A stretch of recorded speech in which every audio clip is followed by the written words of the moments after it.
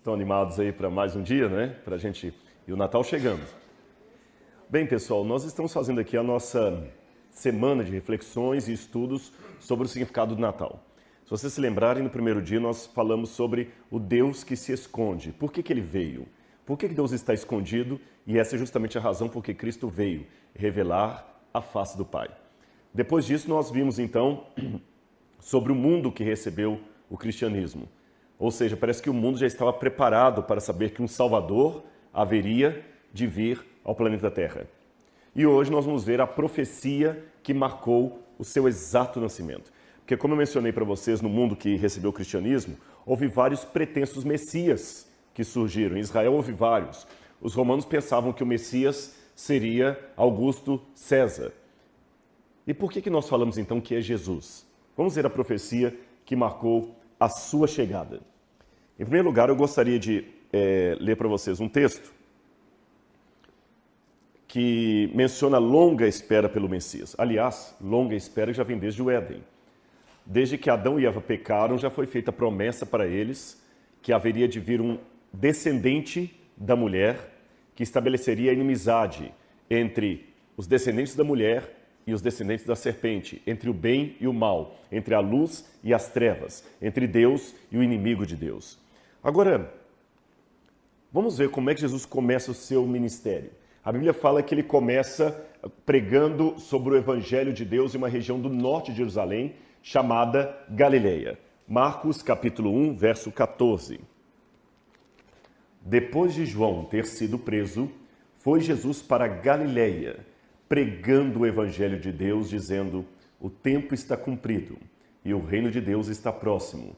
Arrependei-vos e crede no Evangelho. Jesus começou a pregar na Galileia. Havia uma profecia também de Isaías capítulo 9, versículos 1 e 2, que fala: o povo que estava assentado na região das trevas viu grande luz. E fala do povo de além-mar, da Galileia. O Evangelho de Mateus, então, pega essa profecia de Isaías e aplica a Cristo. Por esse tempo passou Jesus a pregar na Galileia. E ao povo, a Galileia dos gentios, o povo que jazia em trevas, viu grande luz. O que é a Galileia dos gentios? Que região é esta? Aqui está um mapa de Israel como era nos tempos de Cristo. É fácil você decorar. Israel até hoje é um país muito pequeno. Só para vocês terem noção, hoje, atualmente, aqui em cima fica o Líbano. Nessa região aqui fica a Síria. Do lado de cá fica a Jordânia. E no sul, o Egito. Então, esses 4 países fazem fronteiras com Israel. Líbano, Síria, Jordânia e Egito. Mas Israel é um país pequeno até hoje. Se você pegar a fronteira do Líbano até a fronteira com o Egito aqui embaixo, você tem 470 quilômetros aproximadamente. Só. Bem pequeno. Se você pegar aqui do Mediterrâneo, a mais ou menos Haifa, né, e até a parte aqui da Jordânia, você tem 130 quilômetros aproximadamente. Então, 470 por 130. Essa é a medida de Israel. Tamanho de Sergipe. Tamanho de Sergipe. É bem pequeno. Talvez até menor, né? Talvez, eu acho que é menor do que Sergipe. Outra coisa mais. Israel, ele nasce do Rio Jordão. O Rio Jordão tem 3 nascentes dele. 2 ficam aqui, na região que hoje pertence à Síria, as colinas de Golã, o Monte Hermon, e uma fonte do Jordão fica em Israel. Por isso que Israel dominou a Síria e tomou as colinas de Golã para garantir as fontes do Rio Jordão, porque os sírios iam acabar com as fontes do Rio Jordão, então o Rio Jordão ia diminuir e acabou a água em Israel. Então o Rio Jordão desce aqui das colinas de Golã, uma parte nasce aqui, esses 3 nascentes se encontram, formam o Rio Jordão, aqui ele forma um imenso lago, que a gente chama de Mar da Galileia, depois o Rio Jordão continua descendo e ele desemboca aqui no chamado Mar Morto, onde realmente não há nenhuma forma de vida a não ser turistas. A não ser turistas. E ali acaba. Aqui você tem 80%, 90% de toda a água de Israel. Ele é morto porque ele só recebe? Só recebe. Só recebe e vai pegando todo o enxofre, todo o sal do caminho, e ele vai enchendo de sal, por isso que você pode boiar ali, e ele tem uma densidade muito grande e você nunca afunda. Agora vejam bem, a água que Israel bebe até hoje é do Mar da Galileia e do Rio Jordão. 90% da água. Eles falam, se nós tivéssemos pelo menos 10% da água que vocês desperdiçam no Brasil, Israel não estava em guerra com a Síria. Entenderam o que é Israel? Agora, aqui no norte, onde ele forma esse imenso lago da Galileia, é a região da Galileia. Porque esse lago é um lago de água doce, mas ele é chamado de Mar da Galileia, porque, para quem quase não tem água, uma lagoa enorme é um mar. Mas não era mar, tá certo?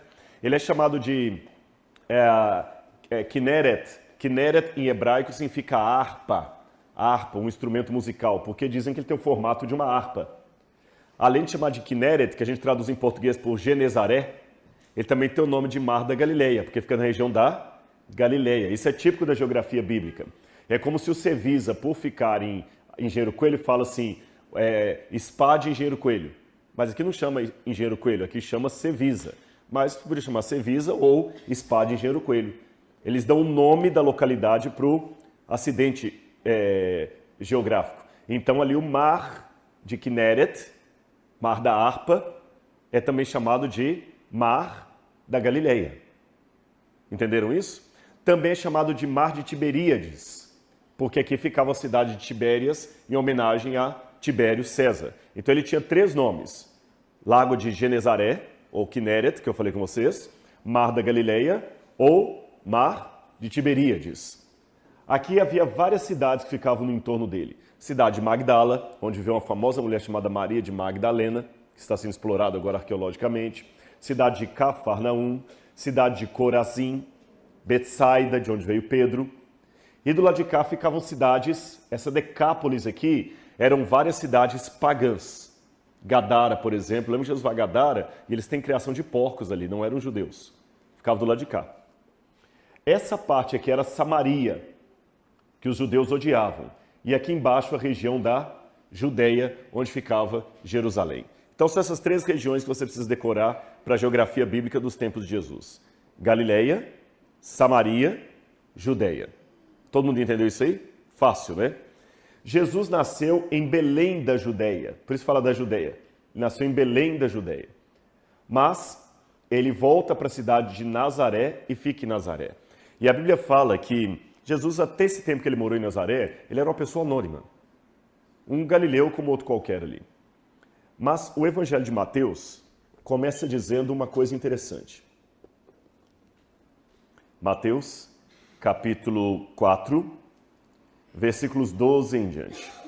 Ouvindo Jesus que João fora preso, retirou-se para a Galileia, porque João batizava aqui no Rio Jordão, aqui embaixo, perto da cidade de Jericó. Então Jesus estava aqui, foi batizado. Quando ele ouviu falar que João tinha sido preso, retirou-se para a Galileia. E deixando Nazaré, essa expressão deixando Nazaré, dá a entender que Jesus foi expulso de casa. Essa expressão no grego deixando, foi obrigado a deixar. Jesus deixou Nazaré e foi morar em Cafarnaum, situada à beira-mar, nos confins de Zebulun e Naftali. Então ele batiza aqui, Jesus se batiza aqui, perto de Jericó.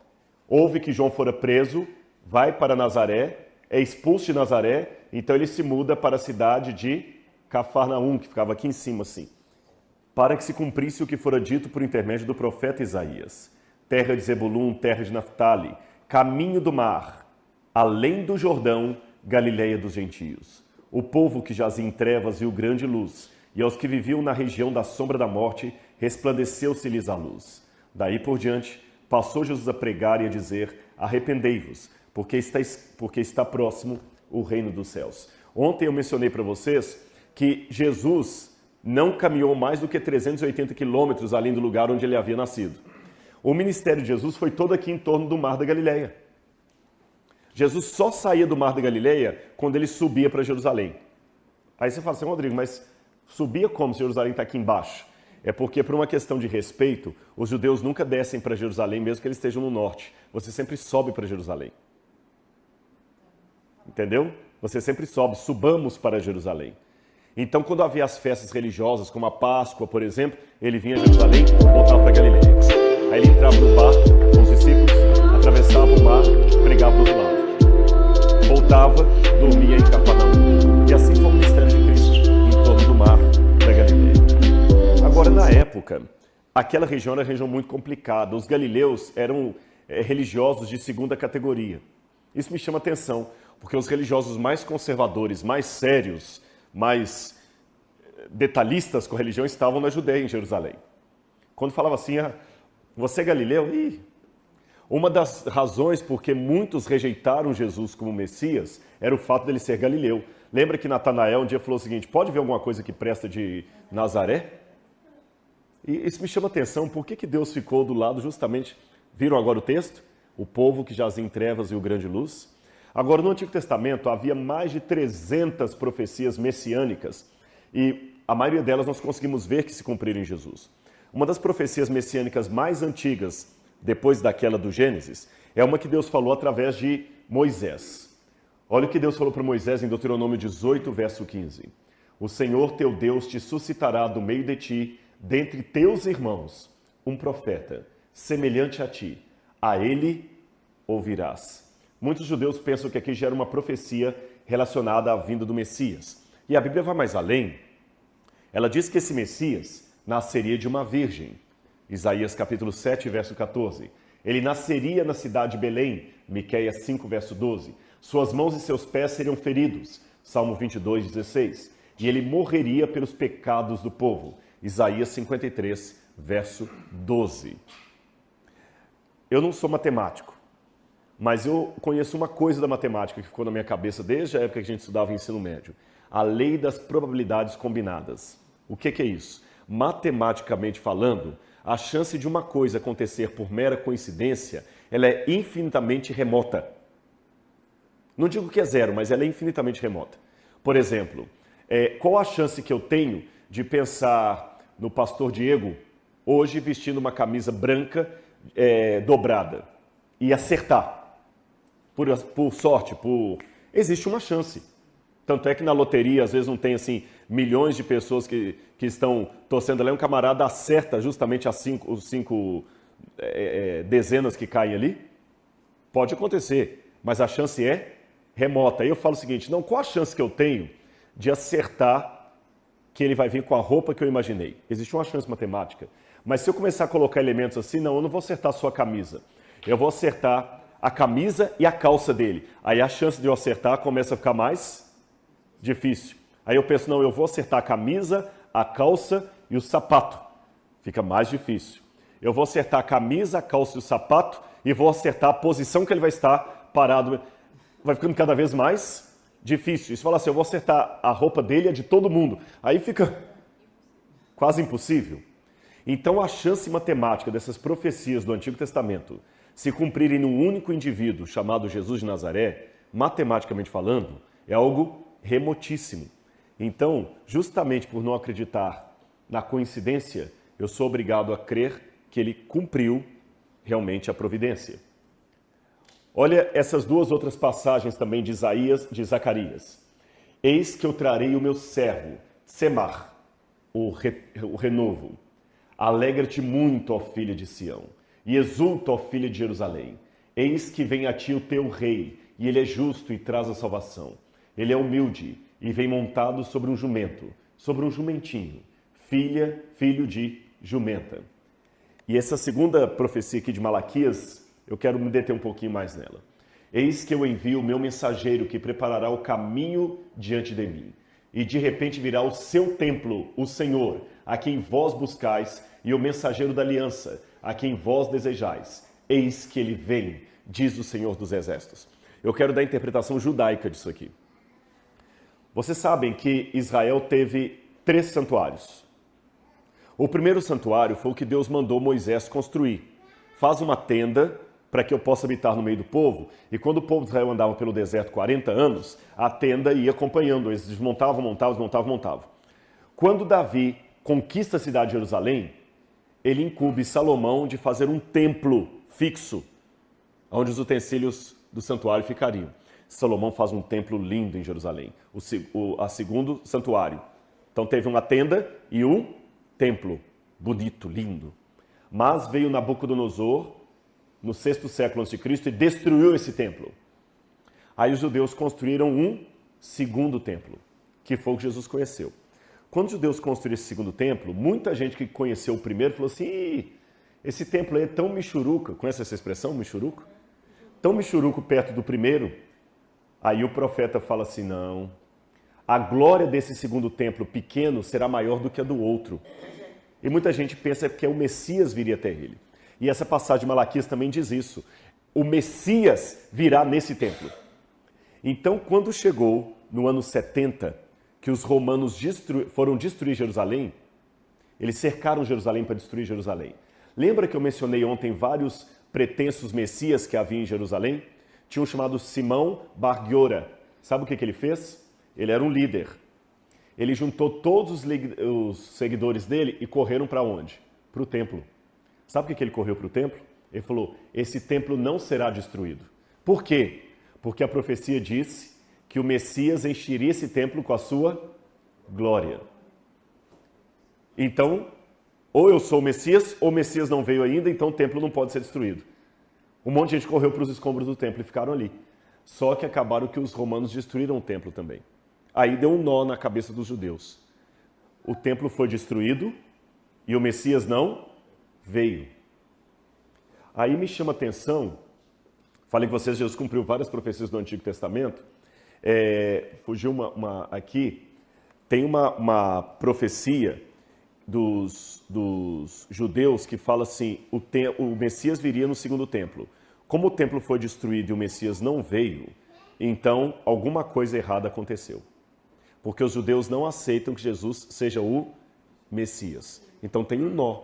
Porque se o Messias viria ao segundo templo e o segundo templo foi destruído, será que a profecia falhou? Entenderam a questão? Agora deixe-me gastar esses minutos finais que eu tenho estudando com vocês uma importante profecia que marca o momento em que Cristo chegaria. Daniel, capítulo 9, versículos 24 a 27. É chamada a profecia das 70 semanas. E essa profecia tem algumas diferençazinhas de interpretação num ponto ou no outro, mas na sua base é um ponto comum entre judeus, cristãos e cristãos de várias áreas. Daniel, capítulo 9, versículos 24 a 27. O profeta Daniel viveu na Babilônia por volta do 6º século antes de Cristo. E diz aqui, 70 semanas estão determinadas sobre o teu povo, sobre a tua cidade, para fazer cessar a transgressão, para dar fim aos pecados, para expiar a iniquidade, para trazer a justiça eterna, para selar a visão e a profecia e para ungir o santo dos santos. Sabe e entende, desde a saída de ordem para restaurar e para edificar Jerusalém, até ao ungido, o príncipe, 7 semanas e 62 semanas. As praças, as circunvalações se reedificarão, mas em tempos angustiosos. Depois das 62 semanas, será morto o ungido, e já não estará. E o povo de um príncipe que há de vir destruirá a cidade e o santuário. E o seu fim será no dilúvio, e até o fim haverá guerras, desolações são determinadas. Ele fará aliança com muitos por 1 semana. Na metade da semana, fará cessar o sacrifício e a oferta de manjares. Sobre a asa das abominações virá o assolador, até a destruição, que está determinada, se derrame sobre ele. Eu sei que ficou um pouco complicado lendo assim, mas eu vou facilitar para vocês. Daniel estava angustiado porque ele sabia que o cativeiro da Babilônia ia passar. Só que ele via que o pessoal não estava preparado para o fim do cativeiro. Aí um anjo de Deus vem e fala, calma Daniel, eu tenho uma boa notícia para você. 70 semanas Deus separou só para o povo de Israel, até que venha o Messias. E o que vai acontecer com essas 70 semanas? Nas 62 primeiras semanas vão acontecer duas coisas. Vocês primeiro vão 62 semanas, depois mais uma semana, né? 63 semanas. Vocês vão ter Jerusalém reedificada, os muros de Jerusalém serão reedificados, e depois de tudo isso, o Messias aparecerá. É mesmo? É. Só que depois que o Messias surgir, vai vir um rei, vai destruir a cidade e o santuário. Mas antes o Messias vai vir. E quando é que vai começar isso? Aí o anjo falou com ele, sabe e entende, desde a saída de ordem para restaurar e edificar Jerusalém, até o Messias ungido, 7 semanas e 62 semanas. O que vai acontecer? Os muros da cidade vão ser edificados, depois o ungido virá, e depois um povo vai destruir a cidade. Mas na metade da última semana, ele vai fazer cessar os sacrifícios e a oferta de purificação. Vamos ver como é que isso aqui cumpriu na história. Exatamente em 457 a.C., Artaxerxes expede um decreto para que Jerusalém seja edificada. Aqueles que estavam vivos na época contaram para 457, então as 70 semanas devem começar agora. Mas deixa eu fazer primeiro uma explicação para você, notinha de rodapé. Sempre que a Bíblia fala em profecias, principalmente profecias apocalípticas, um dia equivale a um ano. Um dia simbólico é um ano literal. Então, se eu falar com vocês assim, profeticamente, 7 dias e o Cevisa será modificado. O que eu estou dizendo? 7 anos. Tá bom? 7 anos. Agora, se eu falo de 70 semanas, quantos dias dá isso? 70 vezes 7, 490 dias. Mas como eu estou falando de profecia, viram 490 anos. Então demoraria 7 semanas ou 49 anos até que os muros da cidade fossem terminados. Irmãos, depois de 457, você conta exatamente 49 anos, os muros de Jerusalém estão terminados. Exatamente como a profecia falou. Aí depois de 49 anos, você conta mais 62 semanas ou 434 anos. E que ano que você está? Ano 27. Aí o que acontece no ano 27? Vem Jesus e é batizado. Vocês viram que na tradução que eu li, falou o seguinte, o ungido, falou 2 vezes a palavra, virá o ungido. O que significa a palavra ungido? Ungido em hebraico é Mashiach. Mashiach, que a gente fala em português, Messias. Mashiach significa ungido, Messias, ungido. E Cristo é a palavra Messias em grego. Quem é católico, não fala na igreja católica da crisma, não fala em fazer a crisma.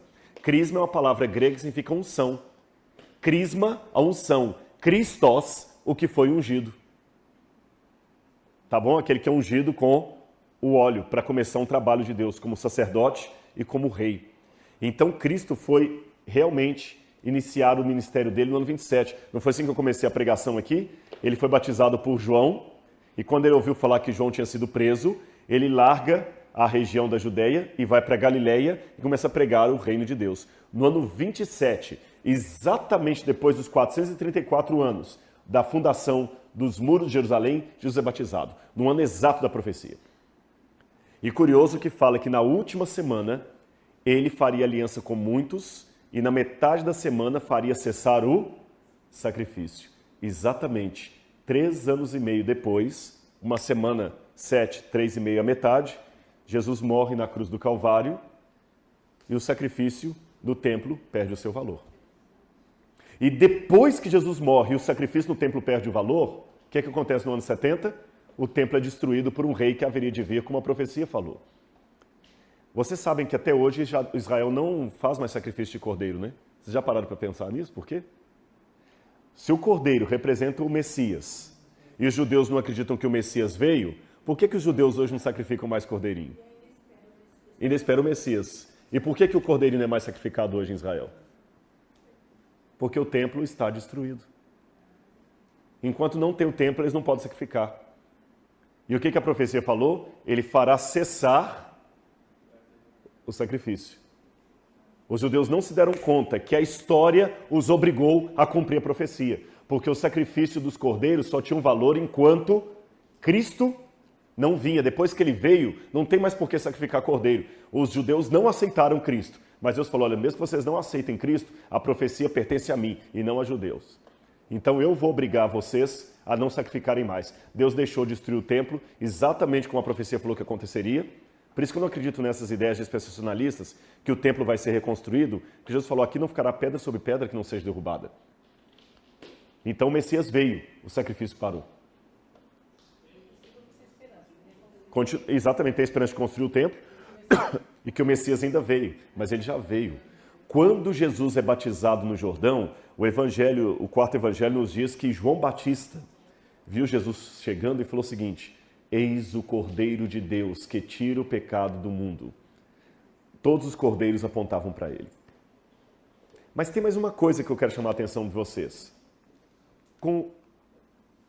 Aliás, os judeus ficaram tão apavorados com essa história do templo ter sido destruído e o Messias não ter vindo, na ótica deles, que no Talmud, especialmente no Tratado do Sanhedrin 97b, o Talmud, os rabinos falam o seguinte: olha, a partir de hoje, nós desaconselhamos que vocês estudem as profecias de Daniel.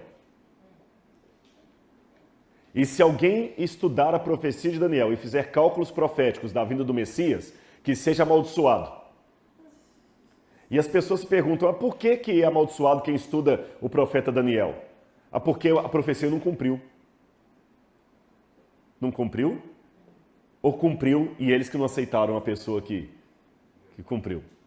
Entendem? Os próprios judeus admitem que as profecias de Daniel apontavam o nascimento do Messias no primeiro século. Agora vejam como uma coisa se encaixa, pessoal. Eu mostrei para vocês no primeiro dia a razão teológica porque ele veio.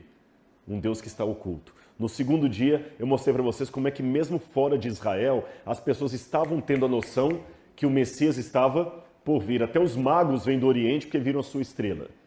Hoje eu mostro que dentro dos judeus havia a profecia com cronologia, apontando o tempo exato. Só pode ser ele o Messias. E tem mais um detalhe. A Bíblia fala, o Senhor jurou e não se arrependerá. Tu és sacerdote para sempre, segundo a ordem de Melquisedeque. Salmo 110, verso 4. Segundo a Bíblia, o Messias reuniria duas funções, rei e sacerdote. Mas tinha um problema para os judeus. Sabem por quê? Os sacerdotes vinham da tribo de Levi. E os reis vinham da tribo de Judá, porque eram descendentes de Davi. Como é que o Messias pode ser ao mesmo tempo rei e sacerdote? É como se para ser uma coisa você tivesse que ser brasileiro e boliviano. Mas como é que você pode ser as duas coisas? Ou você é brasileiro ou é boliviano. Então a Bíblia explica, não. Segundo a dinastia, ele é de Judá. Mas ele é sacerdote como Melquisedeque, que era sacerdote do Deus Altíssimo, mas não era da tribo de Levi. Por isso Jesus é Deus, rei e sacerdote. Agora, com quantos anos Jesus foi batizado? Alguém sabe me dizer? Vamos ler lá Lucas capítulo 3, verso 23. Lucas capítulo 3, verso 23. Ora, tinha Jesus cerca de 30 anos ao começar o seu ministério. Uma coisa que me chama a atenção é que a profecia de Daniel aponta, isso foi uma coisa que eu até há pouco tempo eu ensinava e agora eu estou mudando.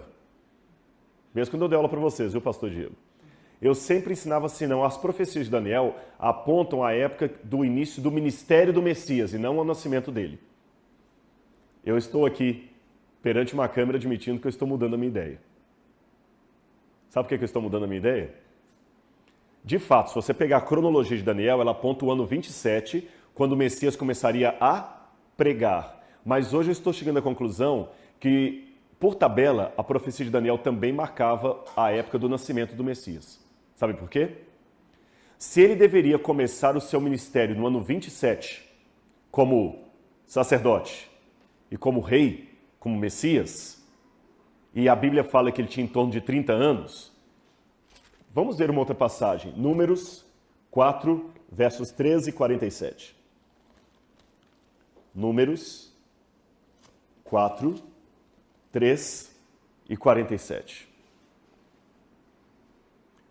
No capítulo 4 de Números, verso 3, diz: da idade de 30 anos para cima até os 50, será todo aquele que entrar nesse serviço para exercer algum encargo na tenda da congregação. Está falando dos sacerdotes. A mesma coisa diz no verso 47. Verso 47. Da idade de 30 anos para cima até os 50, todos os que entrarem para cumprir a tarefa no serviço e levarem os cargos da tenda da congregação. Ou seja, qual é a idade mínima para alguém ser sacerdote, ser ungido sacerdote? 30 anos. 30 anos é a idade mínima. Por isso que Lucas fala que Jesus começa o ministério dele em torno de 30 anos. Agora raciocine comigo. Daniel marcou quando ele começaria o ministério dele como sacerdote.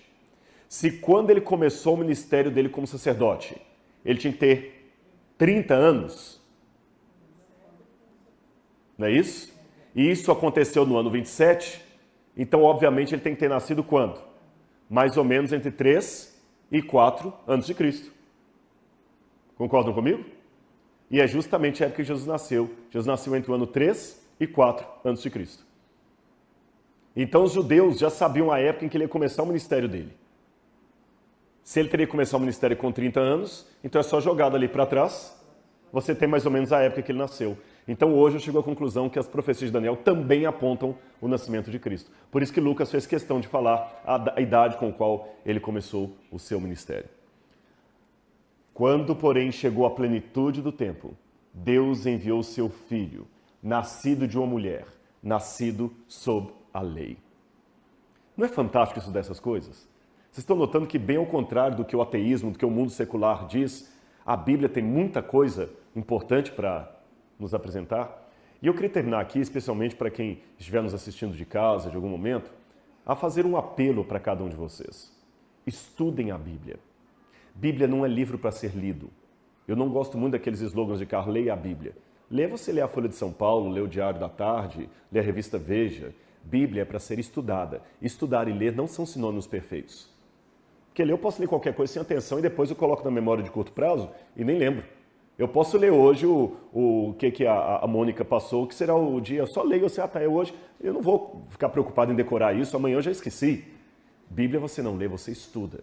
E eu me preocupo com o que muitos pregadores hoje estão fazendo com o púlpito. Eles estão deixando de pregar essas profecias, essas coisas importantes da Bíblia, para falar sobre prosperidade. Todos os sermões dizem a mesma coisa. Olha, Davi batalhou com os Golias, você vai vencer os seus gigantes também, o gigante do desemprego, gigante dos problemas da empresa. Antes as pessoas vinham a Jesus, na época de Billy Graham, porque elas eram pecadoras. E ele dizia, venha a Jesus, que você que é um pecador, e aceite a Jesus como seu salvador pessoal. Essa frase desapareceu. Hoje as pessoas vão a Jesus porque elas estão com problema na empresa, porque elas querem fazer a terça-feira do milagre urgente, porque elas querem ter prosperidade, porque elas querem ter cura, ou ficar só cantando e caindo no Espírito. Ou tendo dom de revelação. E coisas tão importantes como essa que eu passei para vocês, o mundo cristão está desconhecendo. Aí chega o ateu e tem argumento, porque parece que a Bíblia realmente é um livro de conto da carochinha. E, gente, vou ser honesto com vocês. Se a Bíblia é apenas um livro de autoajuda, o que os pregadores fazem com a Bíblia, com um pouco de retórica, eu posso fazer até com as histórias de La Fontaine, até com a mitologia grega. Eu posso pegar a história de Hércules lutando contra a Hidra de Lerna, ou contra o Teseu lutando contra o Minotauro. Eu posso pegar a história de Teseu lutando contra o Minotauro, contar aqui de maneira bem dramática e depois falar assim, você também vai enfrentar os Minotauros da sua vida. Saia do labirinto que Minos colocou você. Voe como Ícaro. E com um pouco de retórica, eu faço todo mundo chorar. Eu acho que a Bíblia tem algo a mais do que as mitologias gregas. Ela tem profecia, ela tem história da salvação, ela tem teologia. Ela tem revelações de Deus para mim. Eu sei que a Bíblia tem suas falhas, porque ela foi escrita por seres humanos. Mas Deus deixou isso justamente porque a Bíblia é Deus falando com sotaque humano. Por isso que às vezes você vê assim, uma linguagem mais simples, uma aparente contradição, uma história meio estranha, mas a Bíblia é Deus falando com o seu sotaque que ama você. E como teve a plenitude do tempo e o Messias veio, estamos chegando perto de outra plenitude do tempo, em que o Messias voltará, para nos tirar desse planeta, que hoje, apesar de tudo, pode ser chamado de uma terra seca, né? Seca e sedenta da palavra de Deus.